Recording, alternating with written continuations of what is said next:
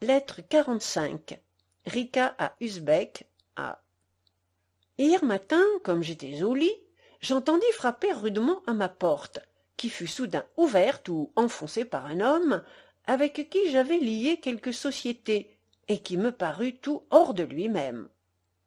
Son habillement était beaucoup plus que modeste, sa perruque de travers n'avait pas même été peignée, il n'avait pas eu le temps de faire recoudre son pourpoint noir, et il avait renoncé pour ce jour-là aux sages précautions avec lesquelles il avait coutume de déguiser le délabrement de son équipage.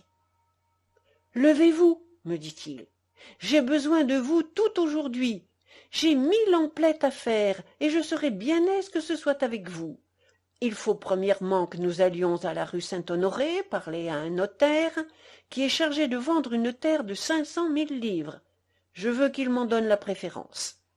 En venant ici, je me suis arrêté un moment au faubourg Saint-Germain, où j'ai loué un hôtel 2000 écus, et j'espère passer le contrat aujourd'hui. » Dès que je fus habillé, ou peu s'en fallait, mon homme me fit précipitamment descendre. « Commençons, dit-il, par acheter un carrosse, et établissons l'équipage. » En effet, nous achetâmes non seulement un carrosse, mais encore pour 100 000 francs de marchandises en moins d'une heure. Tout cela se fit promptement, parce que mon homme ne marchanda rien et ne compta jamais. Aussi ne déplaça-t-il pas.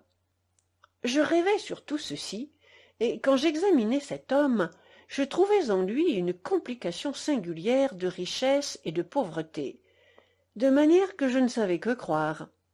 Mais enfin, je rompis le silence, et le tirant à part, je lui dis « Monsieur, qui est-ce qui payera tout cela ?»« Moi, dit-il, venez dans ma chambre, je vous montrerai des trésors immenses et des richesses à envier des plus grands monarques. Mais elles ne le seront pas de vous, qui les partagerez toujours avec moi. » Je le suis. Nous grimpons à son 5e étage, et par une échelle, nous nous guindons à un 6e, qui était un cabinet ouvert aux 4 vents, dans lequel il n'y avait que 2 ou 3 douzaines de bassins de terre remplis de diverses liqueurs. « Je me suis levé de grand matin, me dit-il, et j'ai fait d'abord ce que je fais depuis 25 ans, qui est d'aller visiter mon œuvre. J'ai vu que le grand jour était venu, qui devait me rendre plus riche qu'homme qui soit sur la terre. Voyez-vous cette liqueur vermeille? Elle a à présent toutes les qualités que les philosophes demandent pour faire la transmutation des métaux. J'en ai tiré ces grains que vous voyez, qui sont de vrai or par leur couleur, quoiqu'un peu imparfaits par leur pesanteur. Ce secret que Nicolas Flamel trouva, mais que Raymond Lulle et 1 million d'autres cherchèrent toujours, est venu jusque à moi, et je me trouve aujourd'hui un heureux adepte. Fasse le ciel que je ne me serve de tant de trésors qu'il m'a communiqués que pour sa gloire.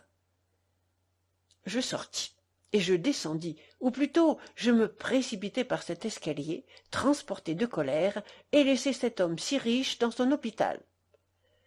Adieu, mon cher Usbek, j'irai te voir demain, et si tu veux, nous reviendrons ensemble à Paris. De Paris, le dernier de la lune de Régeb, 1713.